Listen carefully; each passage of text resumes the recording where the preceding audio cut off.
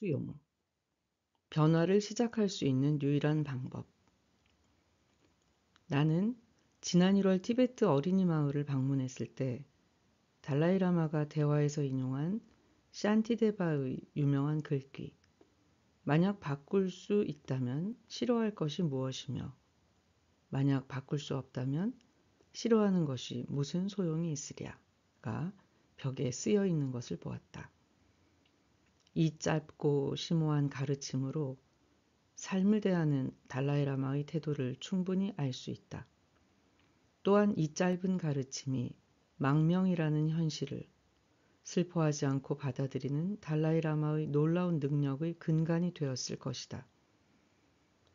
우리가 삶을 넓은 관점으로 볼 수 있게 되면, 그리고 삶이라는 연극 속에서 많은 역할을 겸손하게 바라볼 수 있게 되면, 또 자신을 웃음의 소재로 만들 줄 알게 되면 우리는 정신의 마지막 4번째 자질에 다다르게 된다.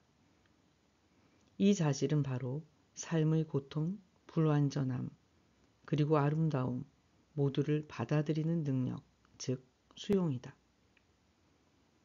여기서 우리가 짚고 넘어가야 할 것은 수용은 체념이나 패배와는 다르다는 것이다.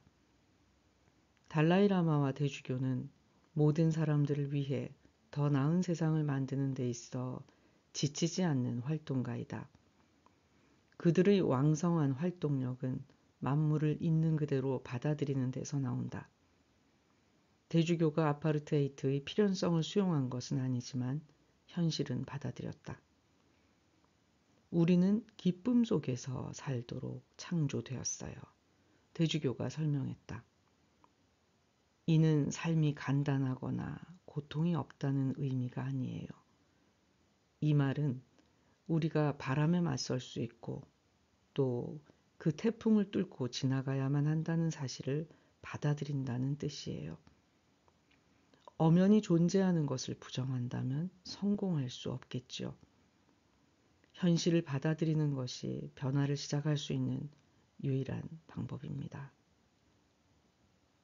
대주교는 어떤 사람이 영적인 삶 안에서 성장할 때 일어나는 모든 일들을 받아들일 수 있다고 말했다. 피할 수 없는 좌절과 고난을 삶을 이루는 자연스러운 일부로 받아들이는 것이다. 대주교의 말에 따르면 문제는 우리가 좌절과 고난으로부터 어떻게 벗어날 것인가가 아니다. 우리가 던져야 할 질문은 이것을 어떻게 긍정적인 것으로 활용할 것인가이다. 대주교의 기도 수행은 성서에서 인용한 구절들을 읽는 것과 역사 속의 성자나 영적 스승들이 남긴 말들을 읽는 것으로 이루어진다. 대주교는 기독교 신비주의자인 노리츠의 줄리안이 남긴 구절을 가장 좋아한다. 그녀는 1373년 생명이 위독할 정도의 질병에서 회복된 직후에 하나님 사랑의 계시라는 책을 썼다. 여성이 영어로 쓴 최초의 책으로 알려진 이 책에 이런 구절이 있다. 우리에게 아주 악하게 보이는 행동들이 행해지고 사람들은 그런 지독한 악으로 인해 고통을 겪어서 어떤 선한 의지도 나올 것 같지 않다. 그리고 우리는 이것을 두고 슬픔에 젖어 비통하면서 마음의 평화를 얻어 마땅한 신의 축복받은 명상 속에서도 평안을 찾기가 어렵다.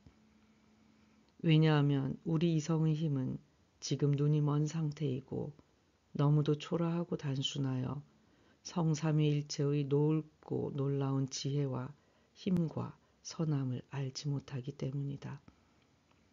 그가 너는 모든 것들이 올바른 방식으로 흘러가는 것을 보게 될 것이다 라고 말할 때 그의 말이 의미하는 바는 이와 같다.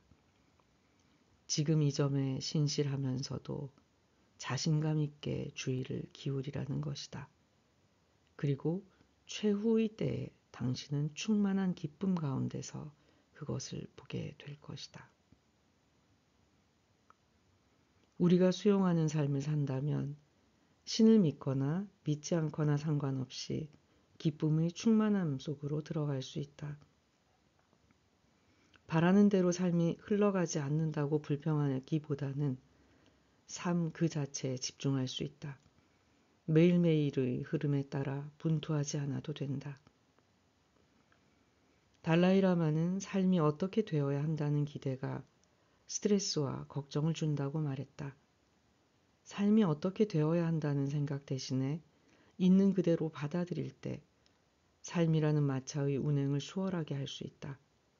고통, 스트레스, 걱정, 그리고 불만이 가득한 덜컹거리는 차축에서 훨씬 더 편안하고 안락하고 행복 가득한 부드러운 차축으로 옮겨갈 수 있을 것이다. 우리의 삶은 사람, 장소, 만물, 그리고 환경을 있는 그대로 수용하지 않고 모든 것에 민감하게 반응할 때 고통이 일어난다. 왜냐하면 반응할 때 판단과 비판, 걱정과 절망, 심지어 부정과 중독 안에 갇히게 되는데 이런 식으로 갇혀 있으면 절대로 기쁨을 느낄 수 없다.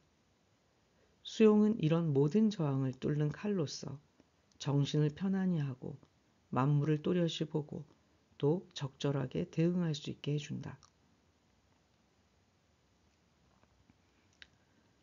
최선을 다하되 결과에 집착하지 않는다. 불교의 전통적인 수행은 우리가 일반적으로 삶에 대해 갖는 모든 기대나 투사, 그리고 왜곡을 넘어서서 삶을 정확하게 바라보도록 이끌어준다. 명상 수행은 산만한 생각과 느낌을 가라앉히고 현실을 인식하고 좀 더 능숙하게 그에 대응할 수 있도록 해준다. 모든 순간, 즉 현재 존재하기 위해서는 더도 말고 덜도 말고 일상생활의 유약함, 불편함, 그리고 걱정을 받아들일 수 있는 능력이 필요하다. 달라이 라마가 수용에 대한 설명을 시작했다. 현실을 더욱 깊게 이해함으로써 겉으로 드러나는 모습 이면을 볼 수 있습니다. 그리고 보다 적절하고 효과적이고 현실적인 방식으로 세상과 관계 맺을 수 있지요. 저는 종종 우리가 이웃과 어떻게 관계를 맺어야 하는가를 예로 들곤 합니다. 옆집 사람과 사이가 나쁘다고 가정해 봅시다. 그를 판단하고 비판할 수 있습니다. 그와 관계를 개선하지 않고 불평과 고통을 감수할 수 있고 문제를 부정할 수도 있으며 사이가 나쁘지 않은 척 자신을 속일 수도 있지요. 그러나 이 가운데 어떤 것도 자신에게 이롭지 않습니다. 차라리 이웃과의 관계가 좋지 않다는 걸 인정하는 게 나아요. 그리고 그 관계를 개선하고 싶다는 것도요.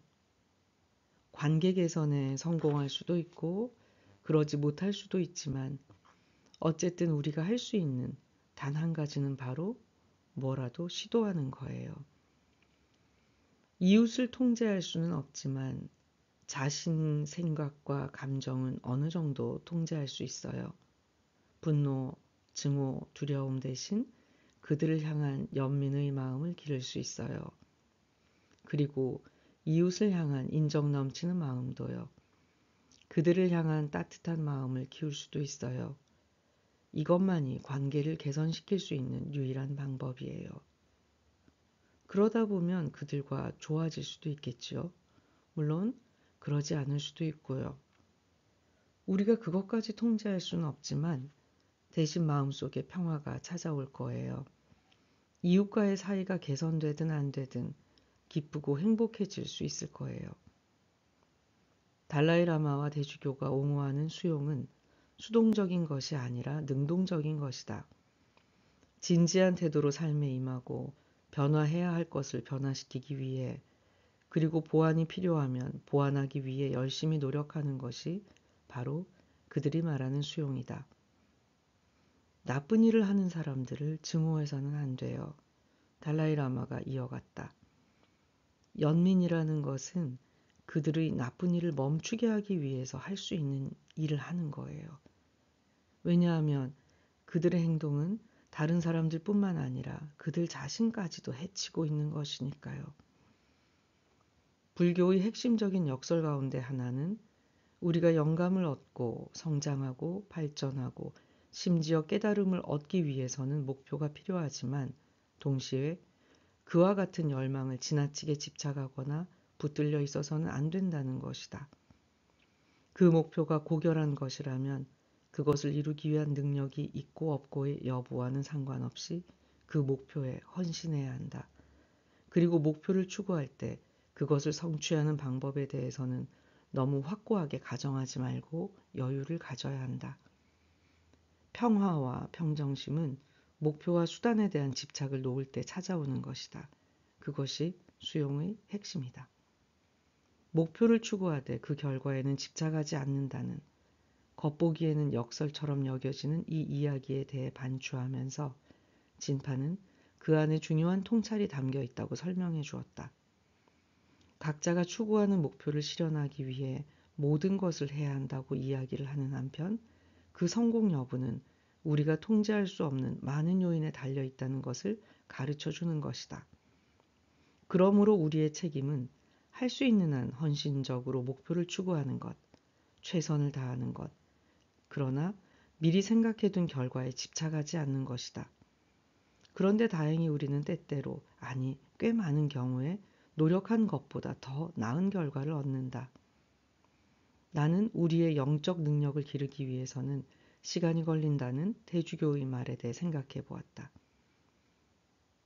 근육을 강하게 만들기 위해서 운동을 해야 하는 것처럼 영적 능력을 기르기 위해서도 노력하는 시간이 필요해요. 우리는 처음부터 완벽해야 한다는 생각에 사로잡혀서 미숙한 모습을 보이는 자신에게 분노하곤 하지요. 세상에서 우리가 살아가는 시간은 선과 사랑, 연민을 배우는 시간이에요. 이론적으로만 배우는 것이 아니라 시험에 들게 하는 일에 극복해가며 비로소 배우게 되는 겁니다. 삶은 끊임없이 예상 불가능하고 통제 불가능하며 크고 작은 장애물이 도사리고 있다. 에디트 에바 에거는 강제 수용소 안에서의 삶은 살지 죽을지 알 수 없는 선택의 연속이었다고 말했다. 그 속에서 삶을 유지할 수 있게 만든 유일한 것은 그 자신의 존재와 현실에 대한 수용, 그리고 할 수 있는 한 최선을 다해 대응하려는 시도였다. 심지어 시체 더미 속에 혼자 남겨졌을 때조차도 그녀가 다음 호흡을 이어가기 위해 해야 했던 일은 이 다음에 무슨 일이 일어날지 호기심을 품는 것이었다고 한다. 우리가 지금 일어나는 모든 일을 받아들일 때 우리는 다음번에 일어날 일에 대해 호기심을 가질 수 있다. 수용은 기쁨의 정신적 자질의 마지막 기둥이며 마음의 자질의 첫 번째 기둥인 용서를 이끌어낼 수 있는 것이다. 현재를 받아들일 때 용서할 수 있고 과거에 대한 열망을 놓아 보낼 수 있다.